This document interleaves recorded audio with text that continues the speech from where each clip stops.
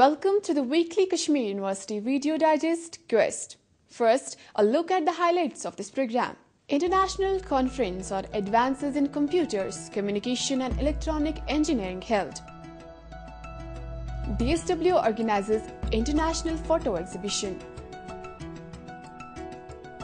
Refresher course for Commerce, Management and Economics concludes. And we also have some important notifications of the university at the end of this program. Now, the details of these events with your host, Rafia Rahim.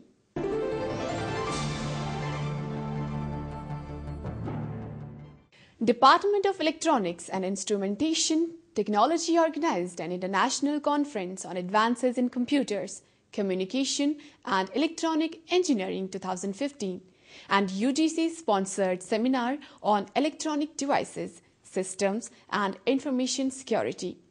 The inaugural function was held in the Gandhi Bhavan Auditorium. Minister Maulvi Imran Raza Ansari was the chief guest on the inaugural function. Organizing Secretary Dr. Mohammad Tariq Bande presented the introductory remarks on the occasion. Commune 2015 is concurrent with National Seminar on Electronic Devices, Systems and Information Security, SEEDS 2015, with financial support from the University Grants Commission of India under its Special Assistance Program. It has been organized to provide an opportunity to academicians, professionals, scholars, and students to get infused with recent developments and challenges in electronic devices, systems, and information security.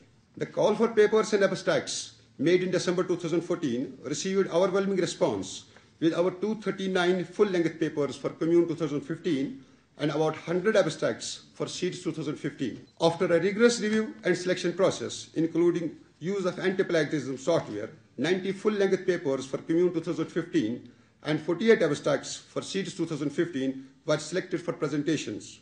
Dean, Faculty of Engineering and Head of Electronics, Professor G.M. Bhatt, in his welcome address said that the theme of the conference is related to three ingredients of information technology.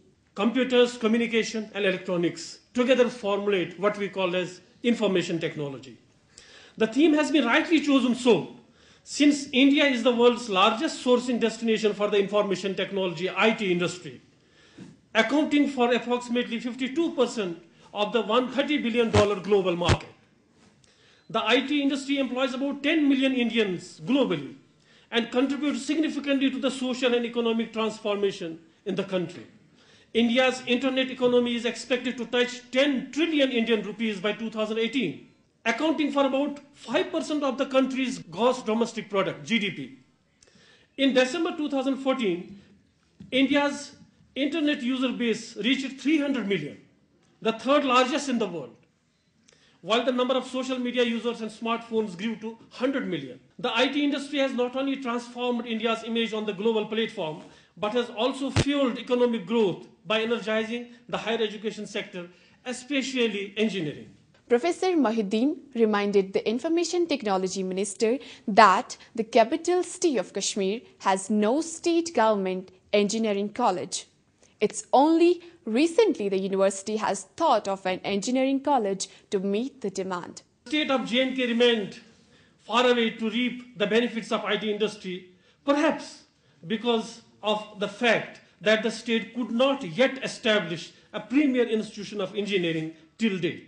In this context today, while welcoming our Honorable Minister for Information Technology, may I remind you, sir, of the fact that there has been no College of Engineering in the capital city of Srinagar as of now.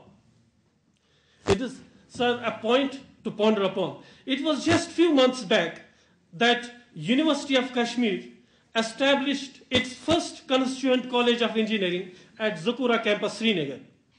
Dr. S.K. Sarkar of Kolkata University told delegates and participants that communication technology has bestowed society a power with numerous advantages.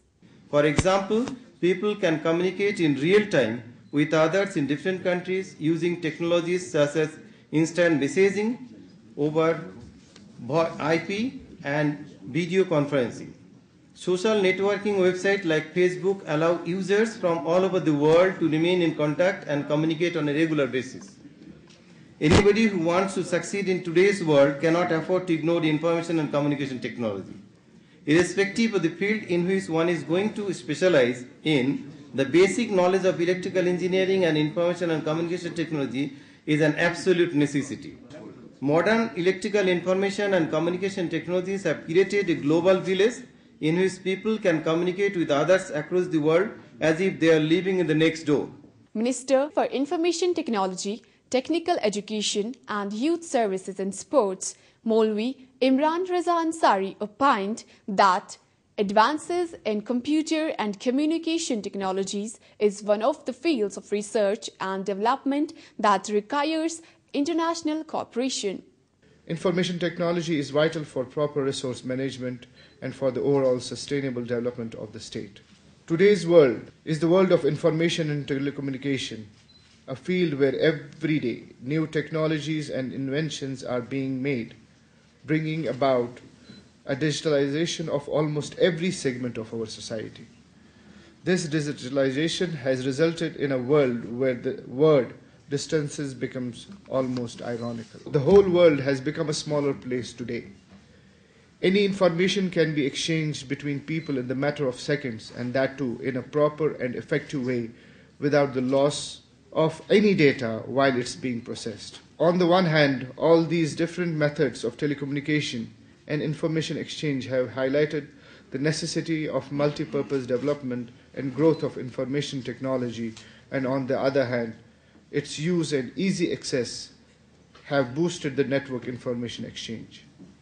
He said, Government of Jammu and Kashmir is striving to make this place a power hub of information technology. We hope that Jammu and Kashmir becomes an information technology superpower state in the near future. That is, with your blessings. I would be happy to receive a detailed proposal from University of Kashmir on using information technology to better prepare our state institutions in face of any future disasters. It could be anything ranging from cloud storage to the establishment of back-end data offices at various geographical areas. Secondly, my ministry will be working on the localization of information technology so that we can include those members of society who have been left out due to the lack of localization. Vice Chancellor Professor Khurshid Iqbal Andrabi said that organizers done a meticulous work before organizing this event. A special mention and congratulations to the organizers for two reasons. One is the detailing they have gone through in having these abstracts and full-length papers organized and scrutinized and peer-reviewed, which I have not seen very often happen in these kind of conferences.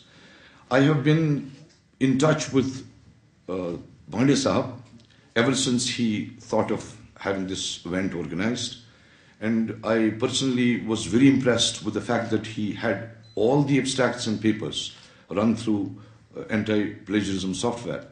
And it does not necessarily happen every time that you have these kind of proceedings prepared well in advance, and he deserves a special congratulation and praise for that. Professor Andrabi felt that the information technology has attained unbelievable levels today, and one cannot comprehend where it will stop. Change of dimensions, change of thinking, that brought us closer to what we see today. And then came the era of internet, and then I used to be really amazed when Y of Yahoo showed up. Now I actually would throw that computer outside, the page doesn't load in a second. So I really have seen it all through, from the times when you basically were totally oblivious to the rest of the world, to a point where it has become more or less, a global village. And this somehow has transformed us, has made us more aware, made us more educated, and we have also grown in the process, but to a point where basically we would like to take it off from here, in the sense that despite our legacies of tremendous intellectual heritage, despite the legacies of tremendous academic heritage, we have somehow chosen to be complacent and sort of remained on the sidelines of actual contribution.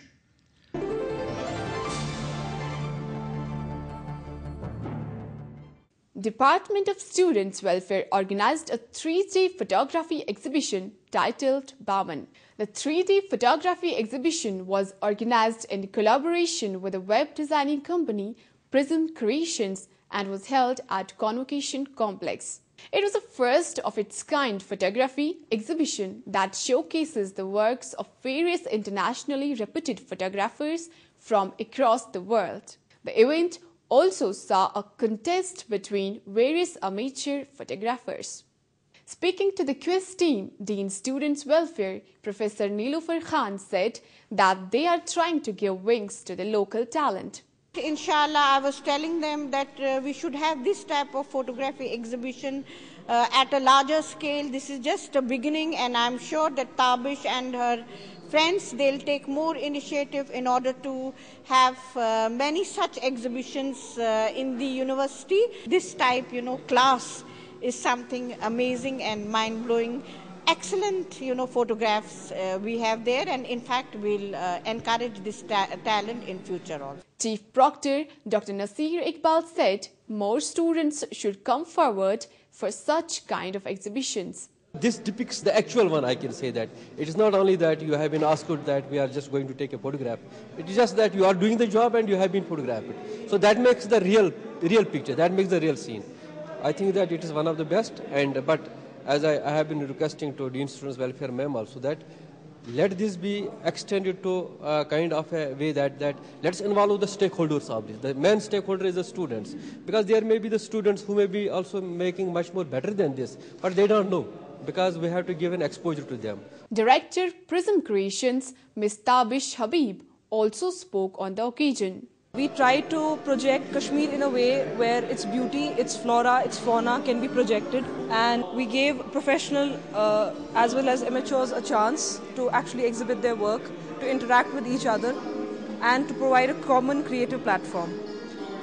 We were supported by Kashmir University and our many other sponsors in this event, and we look forward to do many more events in the future like this.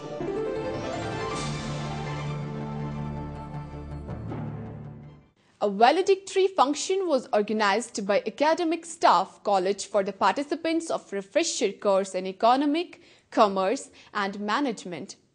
The function was organized at AC Hall. Course coordinator Dr. S.M. Shafi presented report of the refresher course. The border spanning of knowledge horizons of the teachers working at undergraduate and postgraduate level, which is invariably one of the important objectives the program started with, has largely been achieved. The quality and extent knowledge that has been imparted and generated by the vivacious and pulsating interactions of resource persons and the participants during the 3 weeks has really been an outcome of dedicated effort on the part of the organizers and the participants alike. Director ASC Professor G.M. Sangmi told participants that today the role of teacher is not merely to teach, but they must empower students. Role of the teacher is not information. Information is available. And the student still will come to your class. He would come to your class if you deliver to him value. He would not look to you for information. Information is already available. But he would look to you if you are converting this information into a knowledge. And when this knowledge reached to a level in your mind and heart that you have become wise, that you are giving him words of wisdom. That's what the student would be coming to you. That's what this education system would be looking forward. Dean Academic Affairs Professor M.A. Vani impressed upon participants that they should look for ways to mitigate the dependency syndrome of the state. We are either petty shopkeepers of multinational companies or some national companies, or we just survive on the funds, the support, the packages that we receive from the central government. How long we can depend upon inflow of, assistance from the center, or how long we can survive on simply becoming petty shopkeepers, because by acting as shopkeepers, we only act as channels of drain of wealth, intermediaries, drain of wealth from the state to other parts, rather than bringing wealth from outside to this. Later, all the participants were awarded certificates of participation.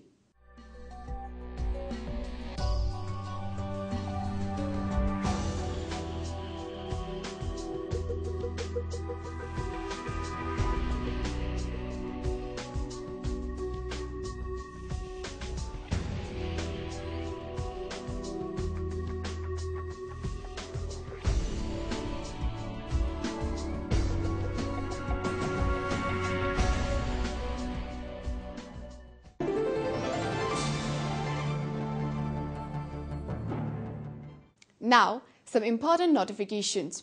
The entrance test of 3-year integrated PhD programs in biochemistry, biotechnology, botany and zoology scheduled on 23rd and 24th of March are postponed.